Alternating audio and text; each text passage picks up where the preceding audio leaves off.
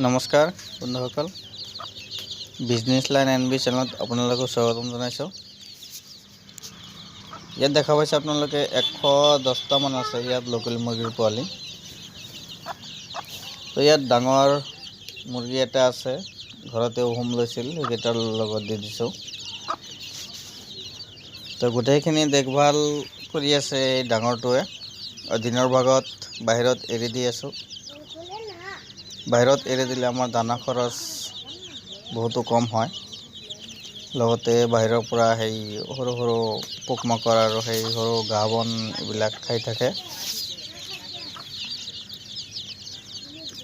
তো বাহিৰত এৰি দি আছোঁ, মানে আমাৰ যদি ঘৰৰ ভিতৰত ৰাখি দানা খুৱাই থাকোঁ, দানা খৰচ আমাৰ বহুত বেছি দানা খৰচ হৈ যায়, আৰু বাহিৰত এৰি দিলে দানা খৰচ বহুতো কম হয়।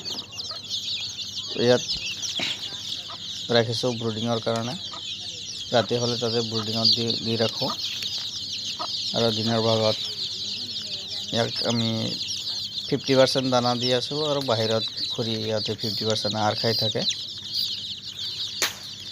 যদি আপোনালোকে গোটেইখিনি ফাৰ্মৰ ভিতৰতে পুহিবলৈ চেষ্টা কৰে, তেতিয়াহ'লে আপোনাৰ দানা খৰচটো বেছি হৈ যায়, প্ৰফিটটো কম হয়।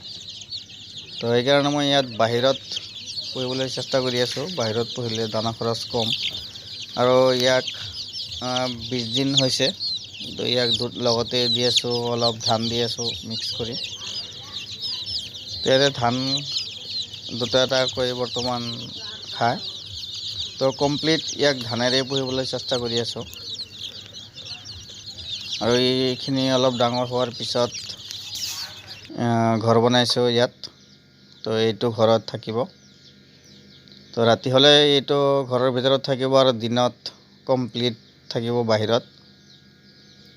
ইয়াত ভালকৈ নেট দি বনাই দিছোঁ, যাতে ভিতৰত থকাতে কোনো অসুবিধা নহয় ইহঁতৰ।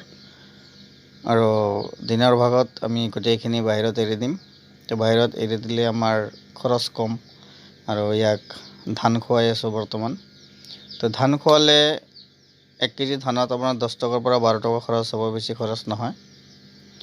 সেইকাৰণে ধান খুৱাইছোঁ। তো মানে গ'ল, এইটো আপোনালোকে ৰিচাৰ্চ কৰিব, আপোনালোকৰ কেনেকৈ পোহাৰ সুবিধা হয়, সেইমতে আপোনালোকে পুহিব।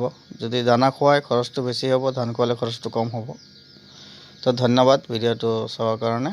যদি ভাল লাগিছে লাইক কমেণ্ট শ্বেয়াৰ কৰিব, লগতে ছাবস্ক্ৰাইব কৰিব। ধন্যবাদ।